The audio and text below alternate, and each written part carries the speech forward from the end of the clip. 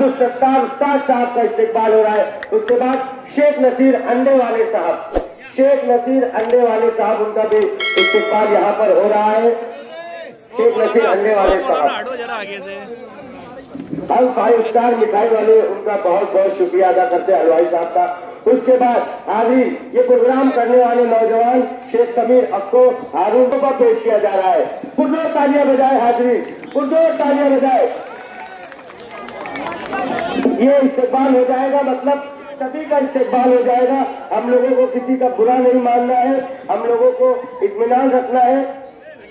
हमारे लीडर एक और माशाअल्लाह, ये हमारे सरपरस्त जनाब मरहूम खलील शेख शफी साहब और शेख रशीद शेख शफी साहब की ये फ्रेम ये लगाई गई है। इंशाअल्लाह ये जीत का सेहरा साबित होगा। ये रशीद साहब को सुनना है हमें, हम इस्तेकबाल में वक्त जाहिर कर देंगे तो हमारे लीडर को कब सुन पाएंगे।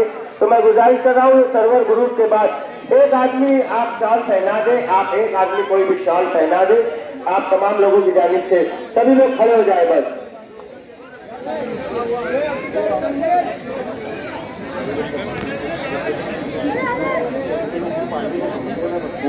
दो हमारे नौजवान जो आज हमारी दूसरी पार्टी को वंचित बहुजन अघाड़ी को छोड़कर आ रहे हैं, शेख अलीम साहब तशरीफ ले आए। वंचित बहुजन अघाड़ी को छोड़कर आ रहे हैं सैयद रियाज और सैयद सिराज साहब, राजू भाई बॉक्स वाले, ये दोनों हाजरीन का वंचित बहुजन छोड़कर आए हैं। एक मिनट को मीटिंग के सदर मोहतरम, तमामी नौजवान साथी, दोस्तों और साथियों, सबसे पहले मैं शेख समीर साहब, अक्को भाई, हारून शाह साहब, अशफाक भाई, बबलू भाई और कुछ इस प्रोग्राम को कामयाब बनाया। मैं इसे तमाम ही मेरे साथियों का भी बहुत बहुत शुक्रिया अदा करता हूं। दोस्तों और साथियों, 20 नवंबर को महाराष्ट्र असेंबली का चुनाव है और मालेगांव शहर में भी असेंबली का चुनाव होगा और 20 तारीख को मालेगांव शहर की आवाम को फैसला करना है कि आइंदा 5 साल के लिए शहर का एमएलए कौन होगा। यह फैसला शहर की आवाम को करना है।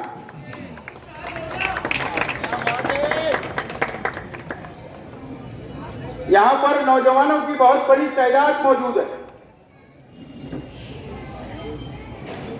और शहर के जो नौजवान हैं वो हमारे बहुत जज्बात में फैसला करते हैं। हम लोगों ने देखा कि 2019 में शहर के नौजवानों ने बहुत जज्बात में फैसला किया। हैदराबाद के 2 भाई आए, उनकी जज्बाती तकरीर हुई। एक मजहबी शख्स उम्मीदवार थे और शहर की आवाम ने फैसला कर दिया और 5 साल का मौका उनको दे दिया और 5 साल शहर के एमएलए, आज के एमएलए 5 साल उनका कंप्लीट हो रहा है, मुकम्मल हो रहा है।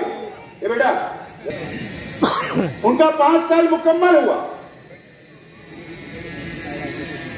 अब शहर के नौजवानों ने यह फैसला करना है, ये 5 साल आपने क्या खोया और क्या पाया, आप फैसला कर लो।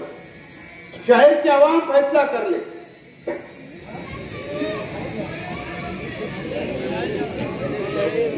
शहर की आवाम फैसला कर ले। मैं शहर के नौजवानों से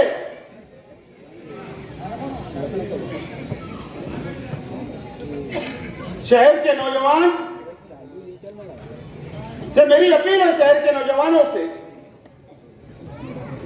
कि आप किसी का मुस्तकबिल का फैसला करते हो, किसी को कारपोरेटर बनाते हो, एमएलए बनाते हो और आप महाराष्ट्र के अंदर क्या चल रहा है बढ़ रही है, मुल्कों के अंदर क्या हो रहा है, फिरका परस्ती कितनी बढ़ रही है, ये आप लोग सबसे ज्यादा बेदार रहते हैं और सोशल मीडिया के ऊपर, मोबाइल के ऊपर आप लोग उसके ऊपर नजर रखते हैं।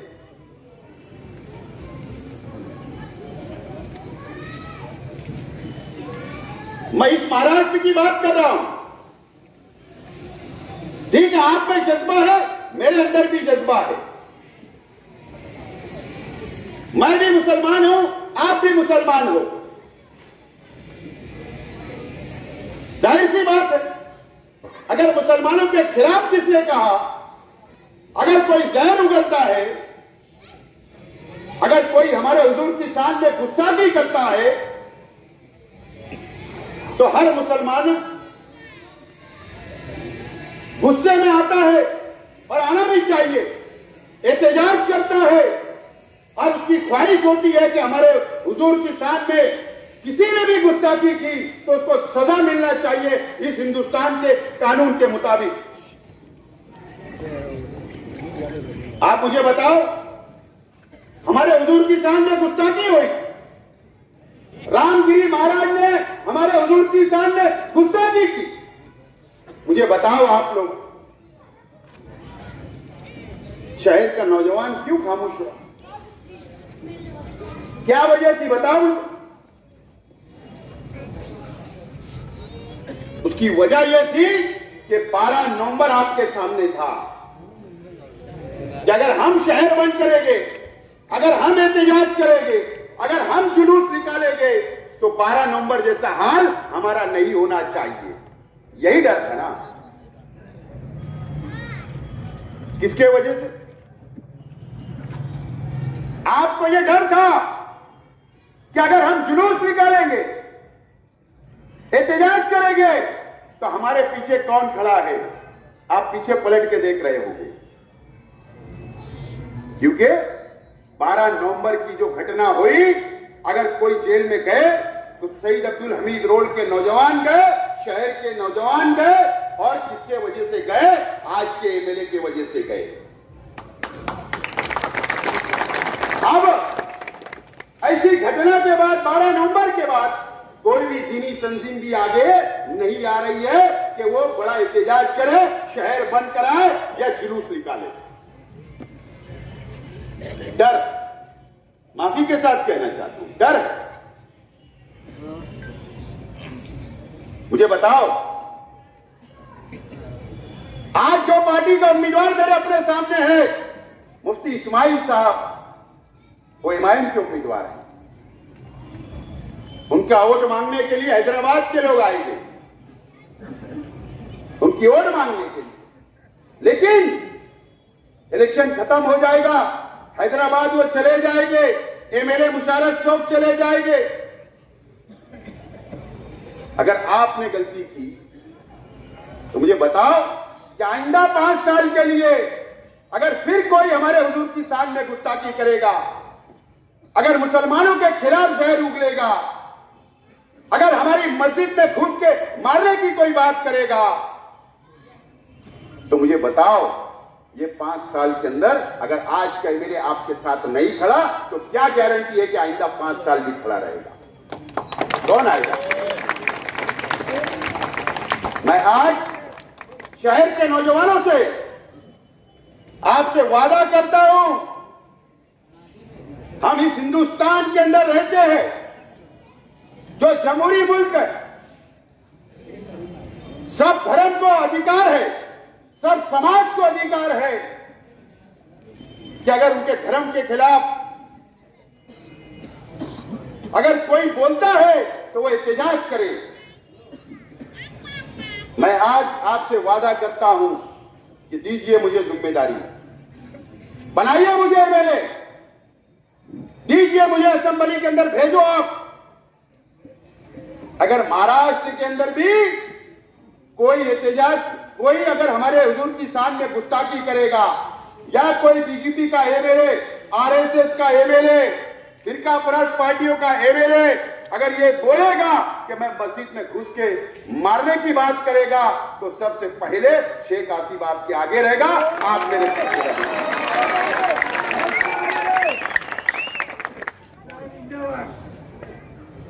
मैं आगे रहूंगा, आप मेरे पीछे रहना।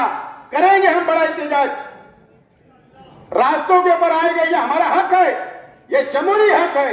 लेकिन यहां पर बुजदिली सिखाई गई, 5 साल नौजवानों को बुजदिल बना के रखा गया। अगर और बुजदिल बनना है तो कर लो गलत फैसला, और अगर बुजदिल नहीं बनना है तो दीजिए मुझे जिम्मेदारी, असेंबली के अंदर भेजो, मैं तैयार हूं। लेकिन ये शहर में बुजदिल बनाया गया, नौजवान डराया गया। अगर शहर का एमएलए पुलिस का खबरी हो, शहर का एमएलए ये बोलता हो कि पत्थर शहीद अब्दुल हमीद रोड के नौजवानों ने लाके रखा था, अगर शहर का एमएलए ये बोलता है कि फिलिस्तीन का झंडा उठाने वाला, लहराने वाला ईदगाह ग्राउंड के ऊपर मेरा उससे कोई ताल्लुक नहीं है, तो कौन तुम्हारा साथ देगा? कौन तुम्हारा साथ देगा? मैं तैयार हूं। और आप लोगों को पता है, सिर्फ शेख आसिफ अल्लाह से डरता है, किसी से नहीं डरता। सिर्फ अल्लाह से डरता हूं, किसी से नहीं डरता। ये शहर की सियासत कहां जा रही है? कहां जा रही है? 5 साल एमएलए थे,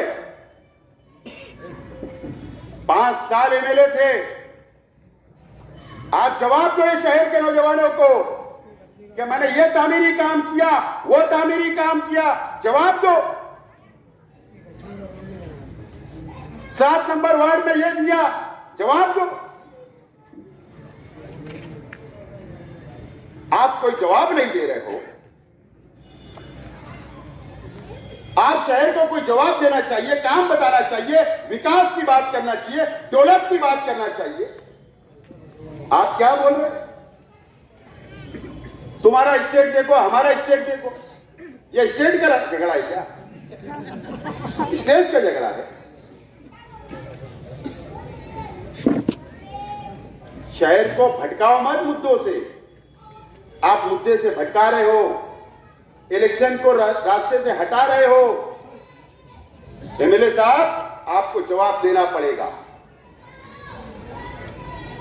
शेख आसिफ के साथ बोले उसके साथ घूमने वालों के पास हथियार होते हैं। एक मर्तबा आपने कहा, फिर कल वही बात रिपीट की।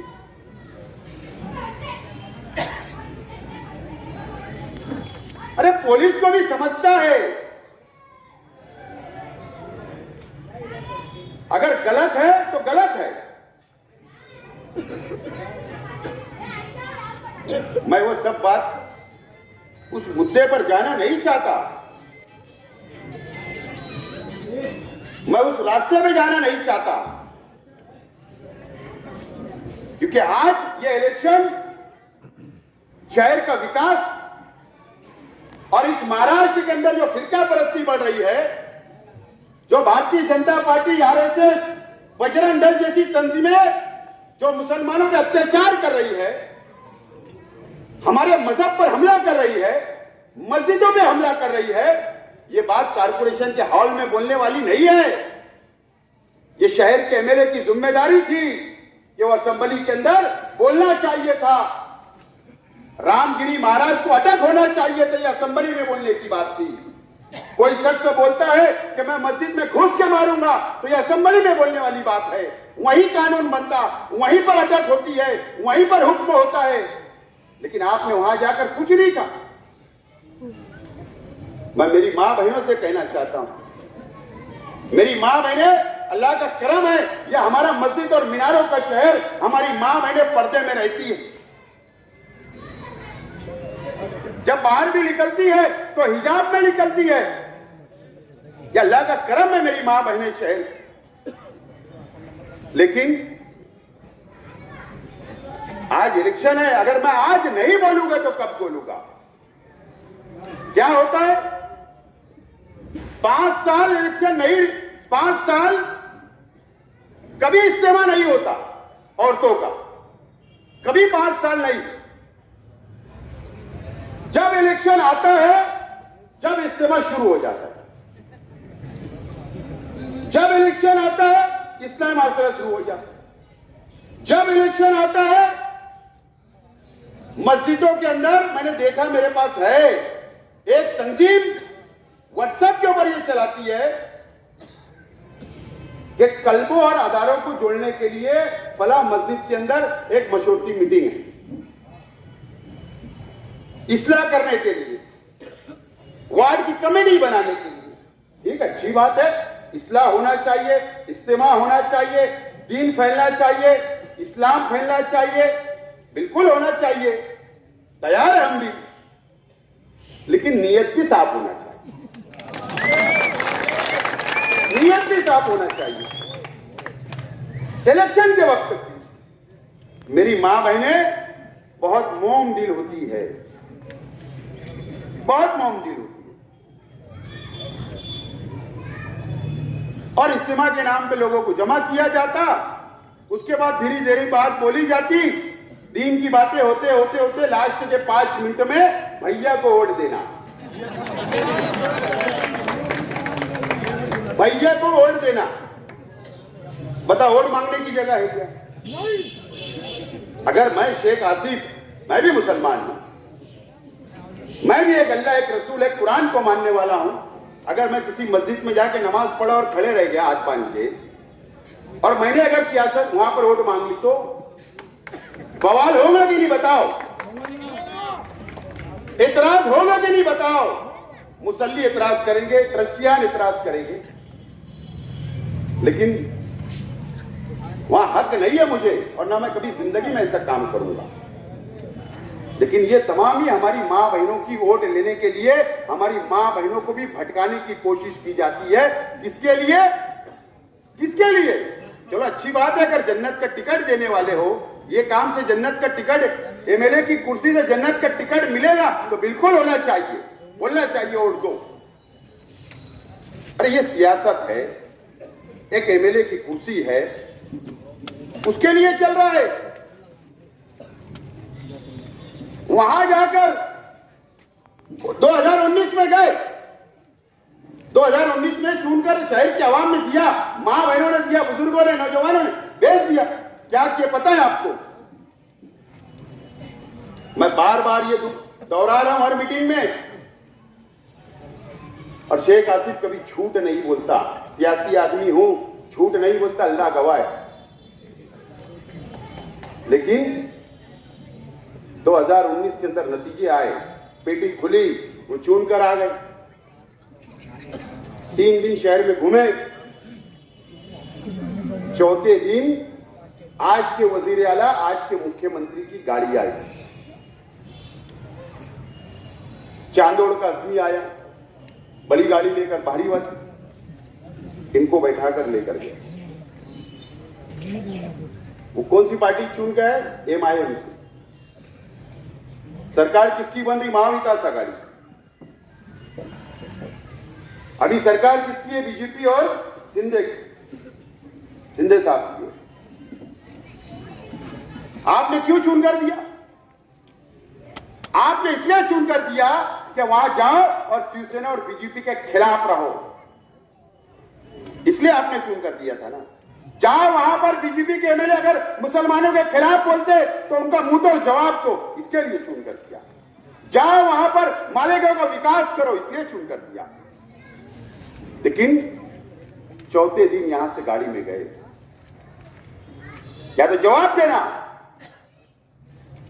वर्ली के गेस्ट हाउस में, मैं बार बार बोल रहा हूं, वर्ली जहां पर सीलिंग खत्म होता है, बांद्रा से जब जाओ अपन, जहां सीलिंग खत्म होता है उसको वर्ली बोलते, वो इलाके का नाम वर्ली टोला। वहां पर सरकारी गेस्ट हाउस में 6 दिन मुकाम, 6 दिन।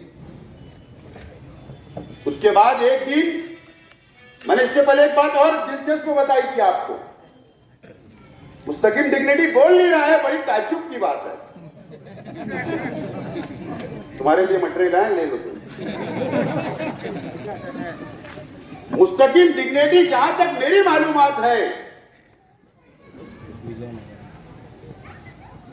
नहीं तो तुम समझे कि मुस्तकिम ने बताया, ऐसी कोई बात नहीं है, मेरे भी सोर्सेज बहुत अच्छे हैं।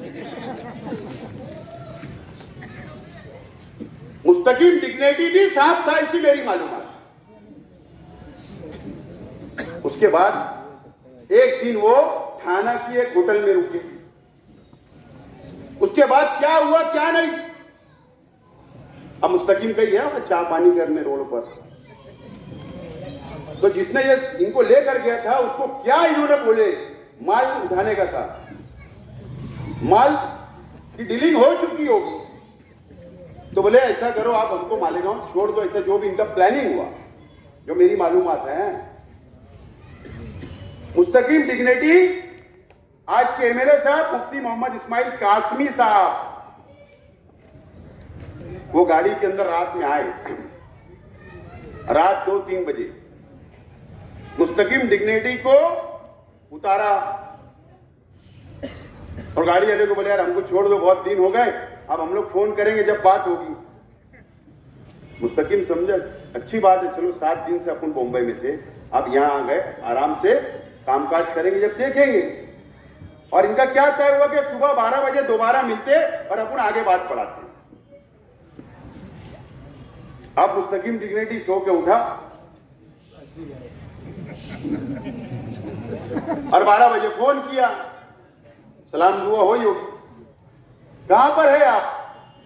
एमएलए साहब से पूछा, अरे बोले मैं बोलना भूल गया, आपको छोड़ा और मैं घर आया, फिर वहां से फोन आ गया, वो गाड़ी वापस मेरे को लेके चले गई। मुस्तकिम को भी झाम देती है। अरे बोले मैं बंबई आ गया, ये प्लानिंग की थी। जो शख्स ने मुस्तकिम डिग्निटी, शान-ए-हिंद और उनके साथियों ने उनके लिए इलेक्शन लड़ा, जान माल सब लगाया, अरे 7वें दिन उनको धोखा दे दिया और वही गाड़ी के अंदर ये वापस चले गए और मुस्तकिम को यहां छोड़ने के लिए सिर्फ गाड़ी आई थी, तो ये रहेगा कितना माल मिल रहा है ये देख लेगा। उस वक्त भी इन्होंने सरकार के बाजू में रहने के लिए, गैर जानिबदार रहने के लिए करोड़ों रुपया आज के वजीर आला से लिया था, वही शहर को बेच डाला, मां बहनों की दुआएं बेच डाली, बुजुर्गों की दुआएं बेच डाली, नौजवानों के जज्बात बेच डाले गए। उसके बाद 5 साल आपको बेचने का काम किया गया और बीजेपी और शिवसेना के साथ ये 5 साल उनकी मदद करते रहे। एक मिसाल बता देना, एक सबूत बता देना कि हां मैंने बीजेपी की सरकार के खिलाफ में वोट दिया या बीजेपी की सरकार के खिलाफ में असेंबली में खड़े रहे कि मैंने बोला, ये एक सबूत इन्होंने बता देना। इस तरीके का बेचने का काम ये शहर के मुसलमानों, मस्जिद और मीनारों के शहर की आवाम के साथ किया गया। क्या सोचते होंगे मुझे बताओ, जो लोगों ने इनको खरीदा एमएलसी के टाइम, राज्यसभा के टाइम, वोट में हाजिर रहो गैर हाजिर रहो, क्या सोचते होंगे बताओ? वो तो हमारे बिरादरान वतन हिंदू भाई है ना, बीजेपी शिवसेना के लोग हिंदू भाई है। मुझे बताओ क्या सोचते होंगे? क्या ऐसे लोग इनके धर्म गुरु हैं? ऐसे लोग इनके मौलाना हैं? ये बिक जाते हैं। क्या सोचते होंगे आम मुसलमान के ताल्लुक से? जाने दो, मुफ्ती साहब को हमको बाजू में रखो। क्या सोचते हैं कि एक शख्स ऐसे तो पूरी कौम को बदनाम करने का काम शहर के एमएलए ने किया है। अब फैसला आपको करना है, जो शहर के आवाम को करना है। और मैं देखो एकदम क्लियर कट, आप लोगों को पता है अल्लाह ताला ने हमको सब कुछ दिया है, हमारे परिवार को रुपया पैसा इज्जत शोहरत हर चीज अल्लाह ने हमको दिया, नवाजा है। शहर जानता है हलाल कमाई अल्लाह ने दी हमें, जमीनों का व्यापार है। अगर आप मुझको चून कर देंगे तो मैं कौम के लिए लड़ूंगा, बिकूंगा नहीं, ये बात याद रखना। शहर को संभालूंगा, ये शहर के नौजवानों को संभालूंगा, शहर की मां बहनों को संभालूंगा, ये शहर की मस्जिद और मीनारों के शहर को संभालने का काम करूंगा। ये वादा आज आपसे करता हूं। आप लोग बहुत समझदारी से आपको ये फैसला लेना है। अब शहीद अब्दुल हमीद रोड के ऊपर पिछले मर्तबा मुझे वोट कम हो गई थी मेरी, अब क्या वजह आप ढूंढो। मैं मानता जज्बात में आप बह गए, लेकिन अब इस मर्तबा ऐसा ना हो। सब लोग मिलकर एक एक गली एक एक घर तक पहुंचे और मेरा सिंबल, मैं जब नॉमिनेशन करूंगा सिंबल पहुंचाना है, निशानी पहुंचाने का काम करना होगा। कल पहला हमारा इलेक्शनी जलसा है, पहला है खयाबान में पीर के दिन सुबह 11 बजे खलील दादा की ऑफिस के पास से आगरा रोड हम लोग फॉर्म भरने के लिए उम्मीदवारी का जाएंगे। तो आप तमाम ही लोग वहां पर भी हजारों की तादाद में आओ और सब लोग उस दिन ये शहर को मैसेज दे दो कि आज के नुमाइंदा नाकाम हो चुके हैं, इसलिए हम उनको घर बैठाना चाहते और अब हम की आदत बदलना चाहते। बहुत बहुत शुक्रिया, खुदा हाफिज।